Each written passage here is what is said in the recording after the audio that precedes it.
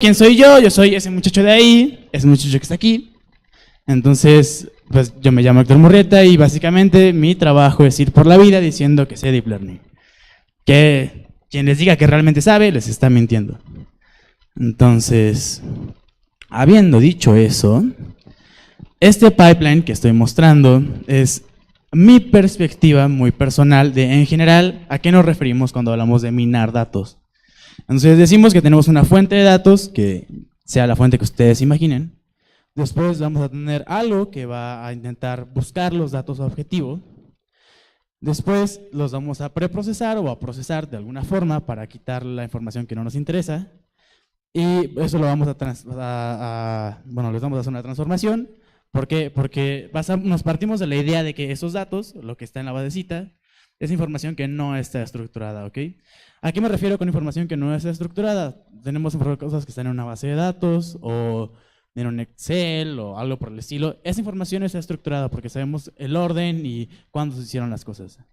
Con esto vamos a partir de la idea de que no lo tenemos, no tenemos una estructura. Entonces, hasta la parte donde dice transformación, lo que estamos haciendo es buscar algún lado donde haya datos que no tengan estructura y pasarlos a una estructura. Después que los tenemos en una estructura, le puse ahí un recuadro. Lo siento, mi presentación es la más fea de todas las que vieron en la noche. El recuadro que dice es el análisis de los datos. Una vez que tienes información, pues vas a analizarla, es parte del proceso. Y una vez que lograste hacer ese análisis, viene el último paso, que es la integración a otro sistema. Y una vez que tienes ese análisis representado en otra cosa, pues por eso plantean pues, diamantito, que es el conocimiento, porque el conocimiento es poder. Entonces, la única diferencia entre ese pipeline que les mostré y el de la minería de texto es que pues le puse texto ahí, ¿no?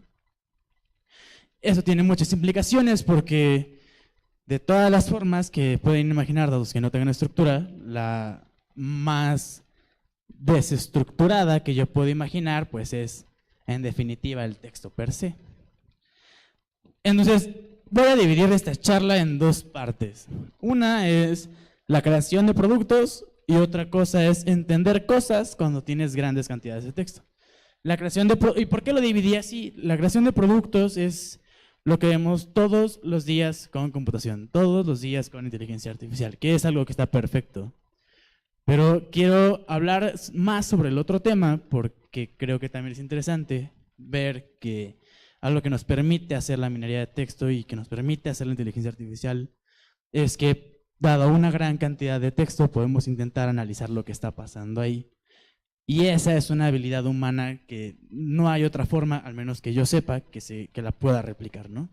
Entonces, el primer producto, a ver, ¿qué producto creen que usen todos los días? Así, no hay un día que no lo usen, que siga este patrón, así, más claro, que tenga texto, que haya un chingo de texto, que lo tome un chingo de esos textos.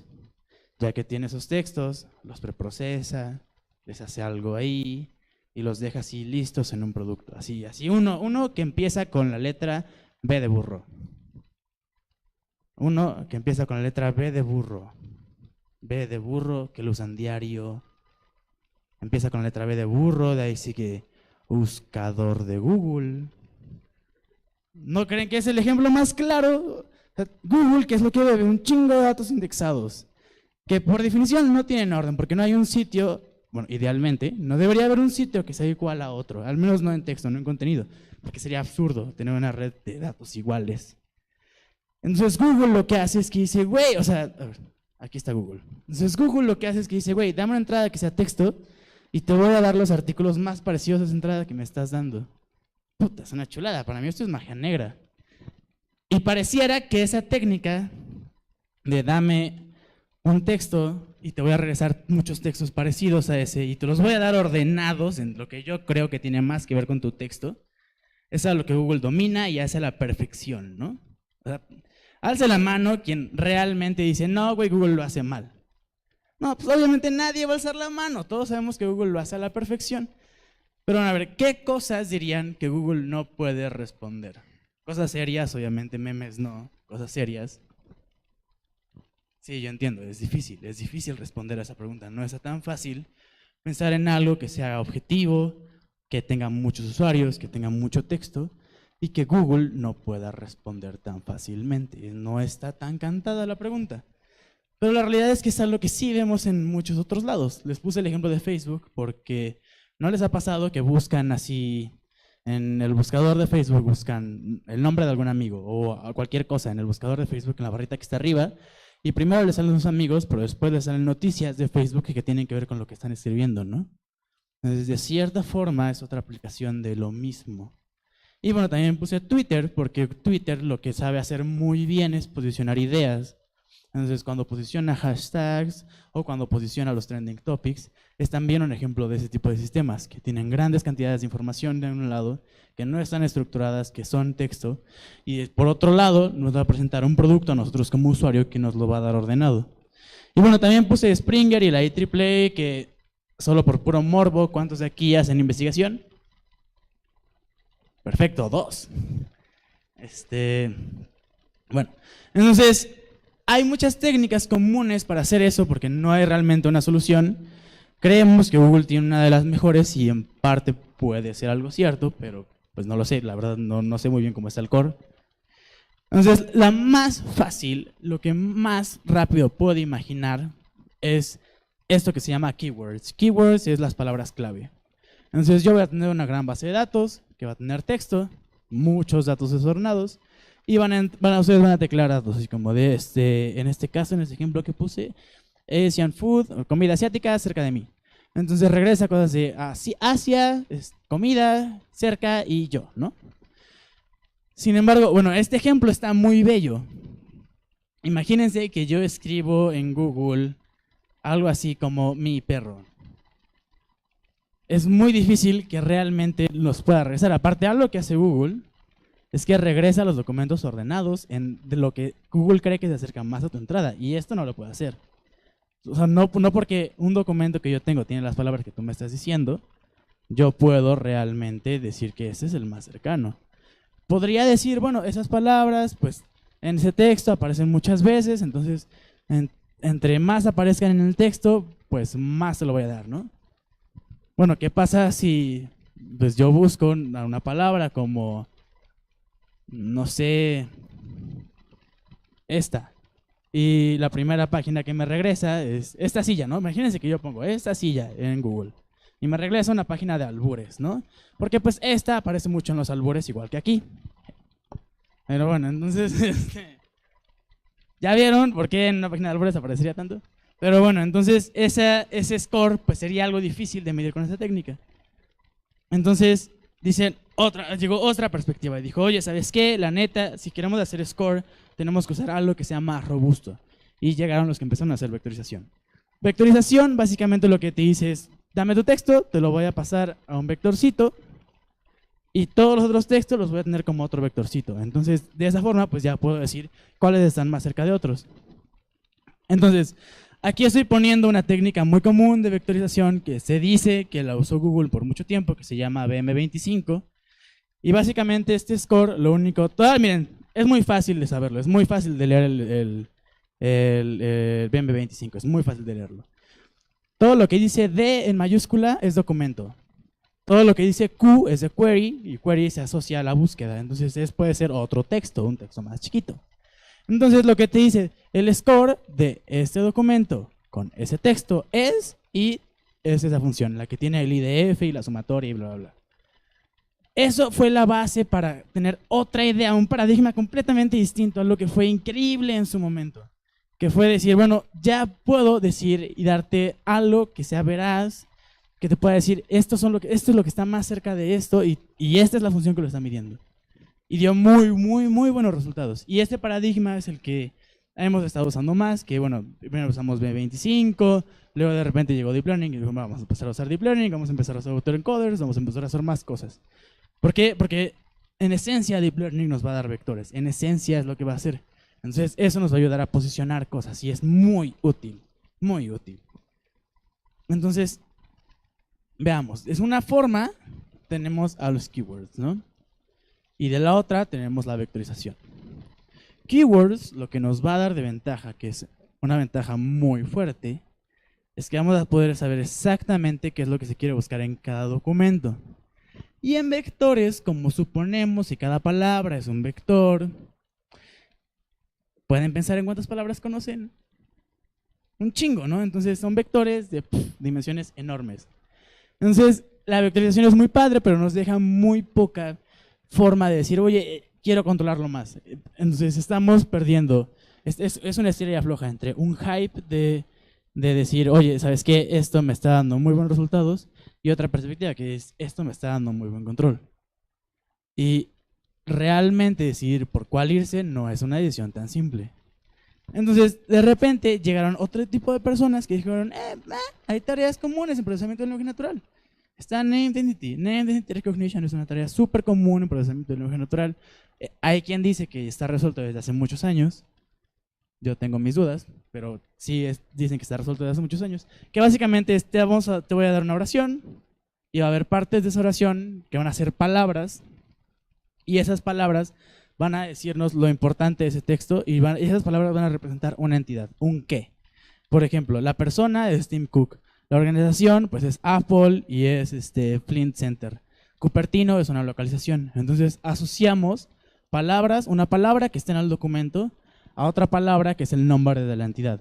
Tenemos esa asociación de dos palabras. Es en esencia lo que estamos haciendo, asociar dos pares. Los pares de lo que estamos buscando versus lo que hay en el texto, que es lo que estamos buscando. Esa perspectiva nos da mucho más control, porque entonces podemos hacer queries mucho más complejos. Este es un programa del Europe PMC, es un ente regulatorio de farmacias en Europa. Entonces, básicamente tú puedes decir, oye, quiero que me des un artículo científico que hable el tema, quiero que sea cáncer. Entonces busca un texto donde el tema sea cáncer, la entidad tema sea cáncer.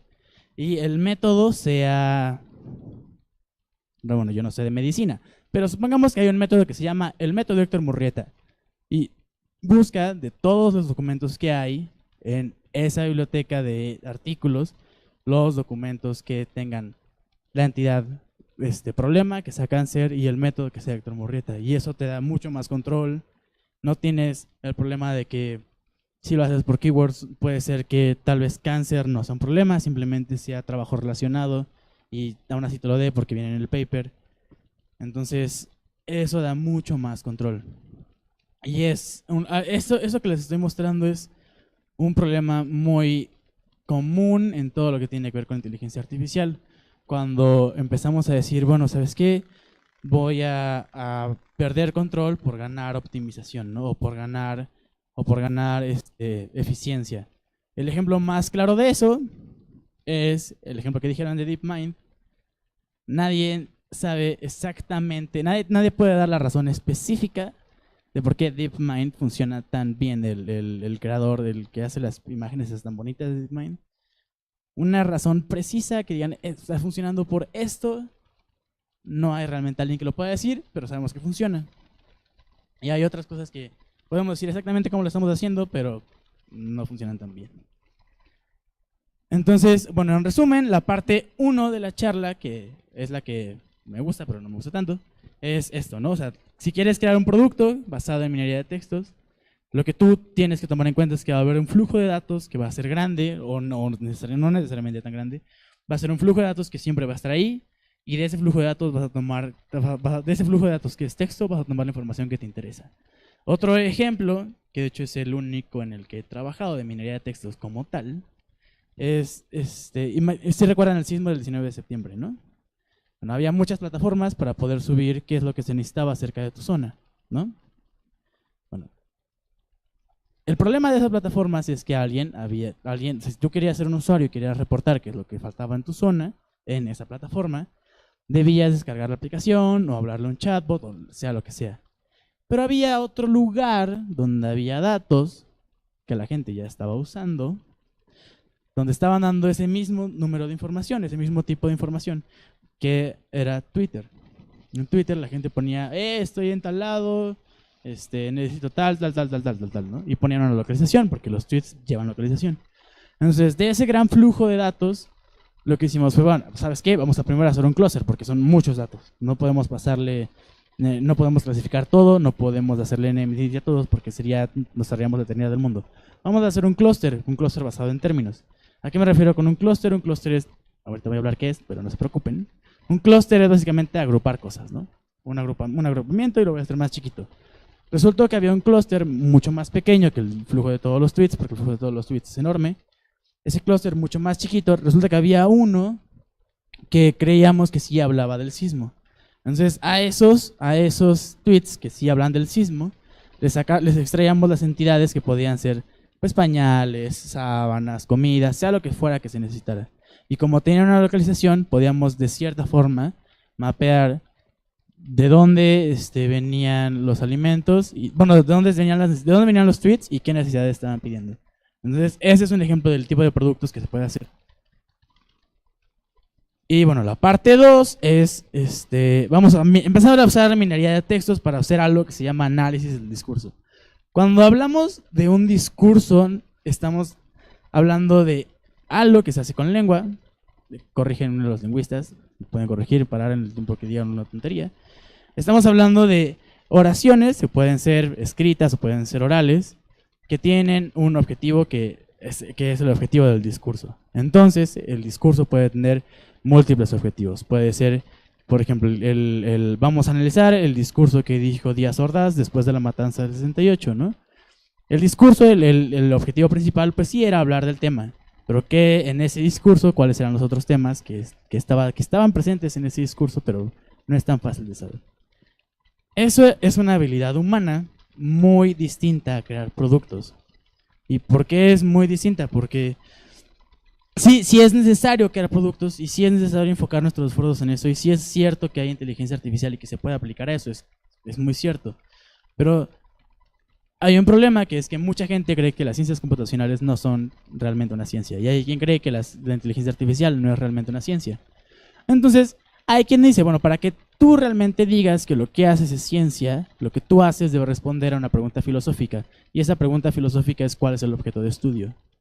Y la inteligencia artificial, para respaldarse, dice, mi objeto de estudio es la propia inteligencia humana, yo quiero emular ese gran ente que es muy complejo, o emularlo con diferentes agentes, en muchas perspectivas. Y si nosotros como humanos tenemos esta capacidad de poder analizar, por ende, analizar textos y analizar discurso, usando texto, usando datos abstractos, es algo que nos debe interesar. Además de que cuando analizamos el discurso podemos tener información mucho más grande. Bueno, entonces, me adelanté este slide. Entonces, esto es lo... Bueno, a ver, perdón. Veamos, ¿qué es lo que podemos hacer con computación que no podemos hacer tan fácil con técnicas normales de análisis del discurso? Adiós. Con técnicas normales de análisis del discurso. Entonces, cuando alguien hace análisis del discurso, básicamente se sienta y lee lo que están escribiendo y lo sustenta con una teoría. Eso, si lo quisiéramos hacer con computación, está muy difícil. Entonces tenemos que reducir el problema o abstraerlo de otra forma. Esta otra forma, esas técnicas que les voy a mostrar, son formas de abstraer el problema de una forma distinta. Supongamos que tenemos muchos documentos, que es lo que está mostrando en la imagen. Donde dice, LDA es el método para hacer esto, pero la tarea va mucho más allá. La tarea que les voy a mostrar ahora es algo que se llama minería de tópicos. Entonces, imagínense que tenemos diferentes textos, diferentes documentos. Y creemos que los documentos hablan de cosas distintas. Nosotros vamos a modelar los temas como palabras de esos documentos. Es algo un poco distinto a como lo diríamos que es un tema normal. Porque cuando hablamos de un tema normal, yo puedo decir, pues mi tema es el rock and roll. Y en el texto nunca decir la palabra rock and roll.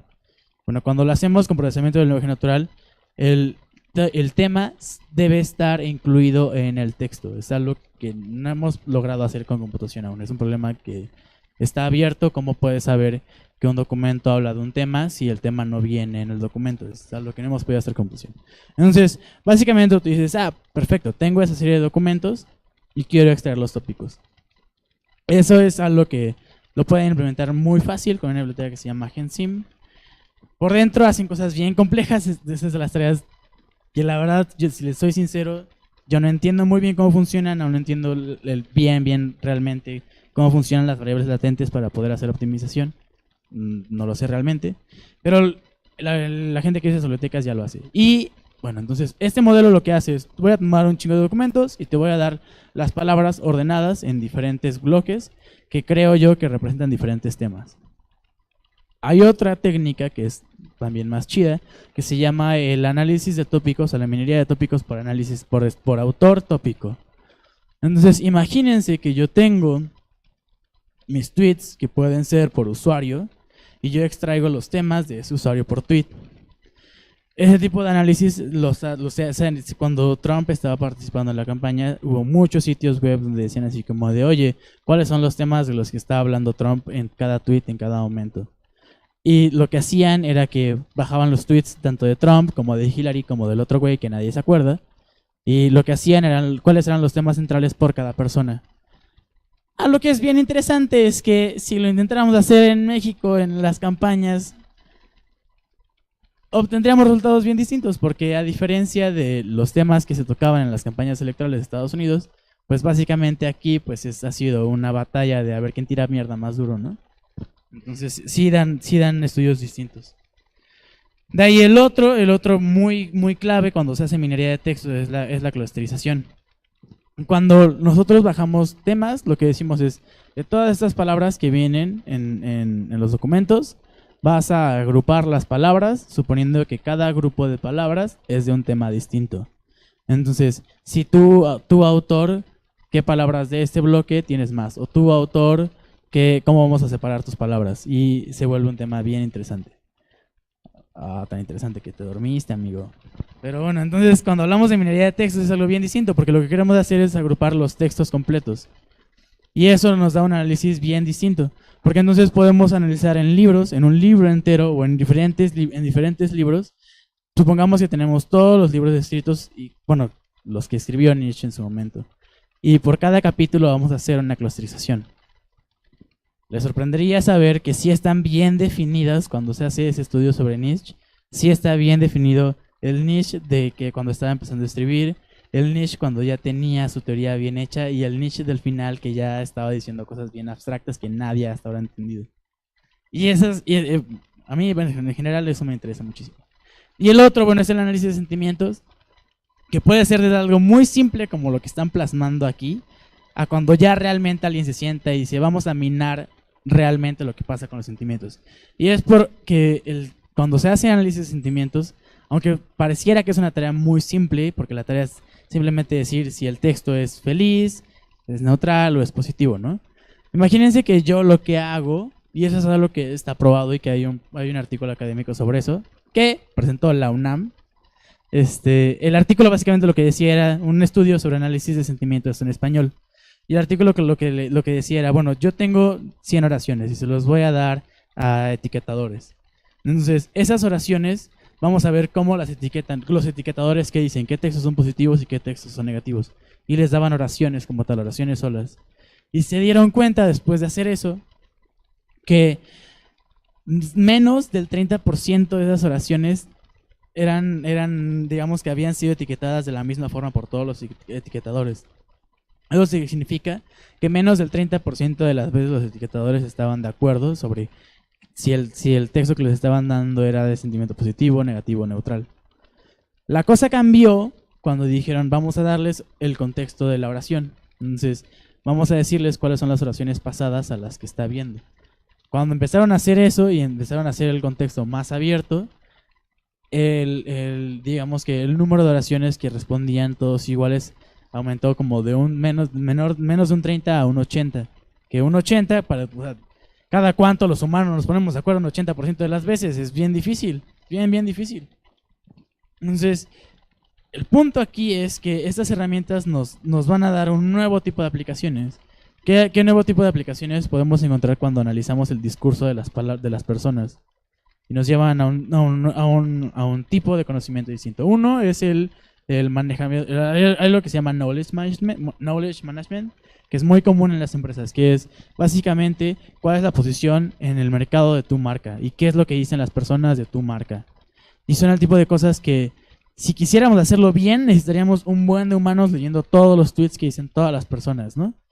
Bueno, pues resulta que vamos a bajarlo un poco de nivel. No vamos a hacer un estudio tan a profundidad como lo harían los humanos, pero vamos a empezar a usar estas técnicas que se pueden hacer con computadora. De ahí está el análisis de riesgo. ¿Por qué? O sea, tú como inversionista, ¿Invertirías en una marca que los clientes tienen sentimientos negativos de la marca? No lo harías, ¿no? O sea, ¿por qué? ¿Por qué invertirías en algo que tú puedes saber que se está cayendo? Y la otra, que es algo bien interesante, que es el análisis de fraude, la detección de fraude. Ha habido estudios donde se dice, es difícil si solo tienes lo que está facturando una empresa o una persona anualmente. Si solo tienes las facturas, es difícil saber cuándo es fraude, porque puede ser que en algún momento alguien te dé dinero porque estás freelanceando. Bueno, sí, tienes razón. Pero si a esa información le das metainformación, o sea, información acerca de la información, y esa información acerca de la información es el giro de las facturas, puedes darte cuenta muy fácilmente de cuando alguien está haciendo fraude. O sea, si por ejemplo, tomemos el caso de Anaya, que es un caso muy popular, ¿no? O sea, el güey es político, está recibiendo facturas, está recibiendo nómina del Estado, ¿no? De repente su dinero empieza a girar. Empieza a girar con empresas que tienen todas giro distinto, con un giro que no tiene nada que ver con el texto que está. Eso cómo con lo que he dicho ahora podrían imaginarlo, podrían representarlo, con texto, con lo que he dicho ahora. Con tópicos, puede ser clúster, así de todos los clústeres, de todos los giros. Tú si te has mantenido en uno o dos clústeres y de repente empiezas a ganar mucho dinero de un clúster diferente al tuyo, es como de, oye, ahí algo está raro. Los tópicos también pueden ser una buena opción. Si tus tópicos siempre han sido tales y tales palabras, está raro que de repente empieces a ganar mucho más dinero con un tópico distinto. Entonces así puedes detectar fraude. Así también puedes detectar cosas como correos de pornografía sin siquiera tener que analizar el video, sin siquiera tener que analizar la imagen. También pueden hacerlo con estas cosas. Y son el tipo de productos que son distintos a dar algo pragmático a las personas, algo práctico, así como ese es un agente, que también es una idea muy buena. Lo que vine a hacer no fue echar tierra ni a una ni a otra, solo decir, oye, esta otra también existe y es muy chida. Y como ya dije eso, pues básicamente aquí terminó la charla. Y bueno, si tienen alguna duda, pueden enviarme un correo. El simbolito de ahí, el del mariachi, es de la empresa donde trabajo, entonces damos consultoría. Si quieren consultoría, les podemos dar consultoría. La consultoría se las voy a dar yo, si les caí bien. Nada, es cierto. Y si les interesa saber de bots en específico, yo llevo una comunidad que se llama Bots.atam, donde hablamos solo de bots. Y bueno, también hablamos sobre inteligencia artificial. Hemos estado descansando de los meetups un rato porque nuestro formato es distinto. Entonces estamos buscando gente que quiera debatir sobre inteligencia artificial. Ahí si se quieren subir a un debate, decir, mi postura es que algoritmos genéticos es lo chingón. Estamos buscando gente de algoritmos genéticos. Y ya que se para alguien de algoritmos genéticos contra alguien de refuerzo y se debatan ahí. ¿Cuáles creen que son los pros y los contras? Mucho morbo. Es bueno que vayan. Bueno, ¿alguna duda? ¿Alguien tiene alguna pregunta? Bueno, primero, al hacer el análisis del texto, como tal no respondes preguntas concretas, ¿no? Solamente traes como toda la información ya procesada, lo que sea, y te da como muchas opciones. Pero ya llevándolo a los bots, ¿cómo haces para... o cómo manejan la parte de verdades absolutas? Como yo estoy buscando algo, pero hay 100,000 opciones de respuestas correctas. Bueno, hay un framework en general que hemos usado en toda la inteligencia artificial moderna, digamos que desde los 90s, un poco antes de los 80s. Y ese framework es la probabilidad de Bayes.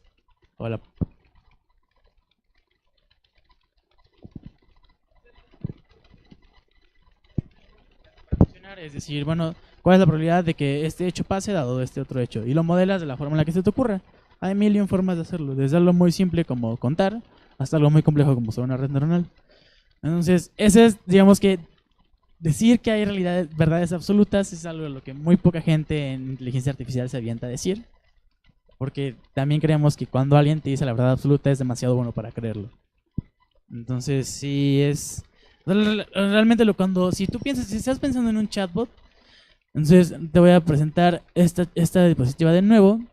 Y este paso de aquí, donde dice evaluación o interpretación, Eso lo puedes mostrar en un chatbot, lo puedes mostrar en una página web, en una app, en lo que tú quieras. O sea, no estamos hablando de realmente ni de experiencia de usuario, ni de apps, ni de nada. Estamos hablando de pues, el análisis que va atrás.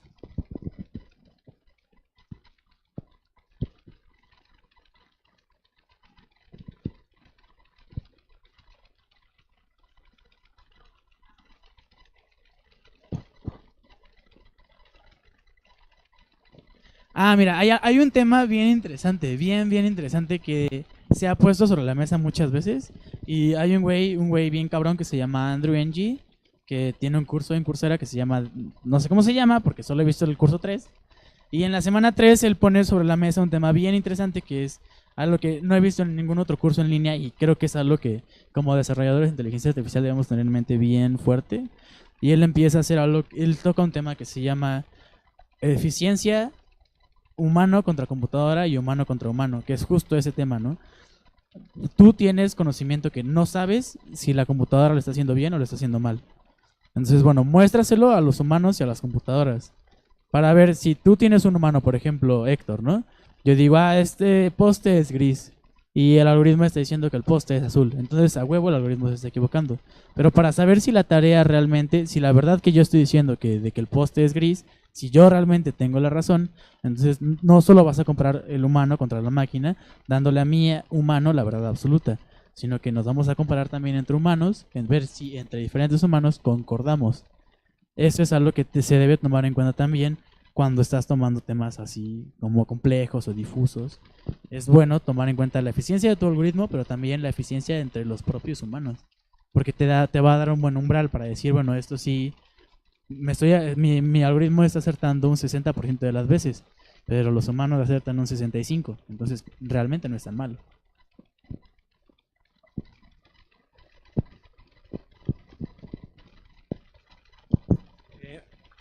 Cuando estás hablando de los clústeres, ¿qué pasa cuando en tu análisis de clústeres separas información, pero tienes la misma información en dos clústeres diferentes, simplemente que la lingüística es diferente?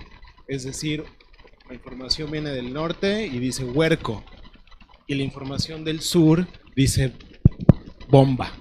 Pero es la misma información, pero la lingüística te lo separa.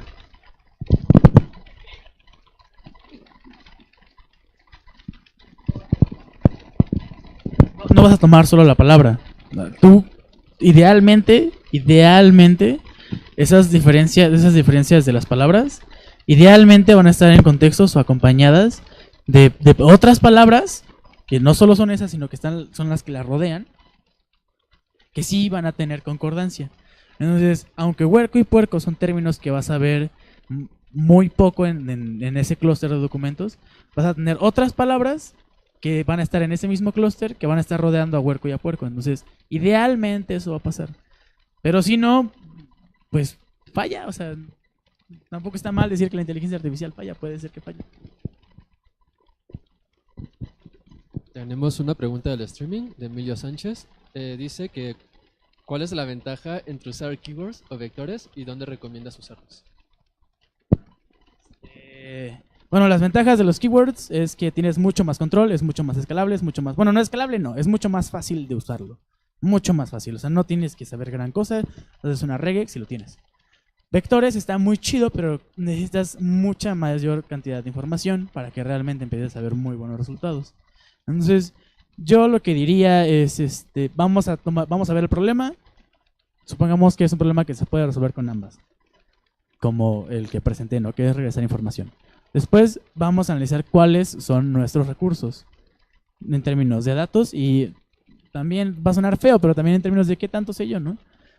Yo algo que recomiendo mucho si quieren empezar en inteligencia artificial, y lo digo también para los del stream, es que agarren un problema y digan, güey, yo quiero resolver tal problema, o sea, me interesa ese problema. Intenten resolverlo con lo que saben, vean si funciona o no y sobre eso vayan escalando. ¿Y cuándo usar keywords? ¿Cuándo usar vectorización? Keywords yo no lo usaría casi nunca, solo lo usaría si casi no tengo datos, si realmente no tengo casi nada de información, entonces voy a dar, digamos que información humana, que es la información mía con la que yo lo estoy desarrollando, y vectorización la usaría casi siempre cuando tengas desde cierto número de información para arriba y usaría vectorización. Esa es mi respuesta, Emilio.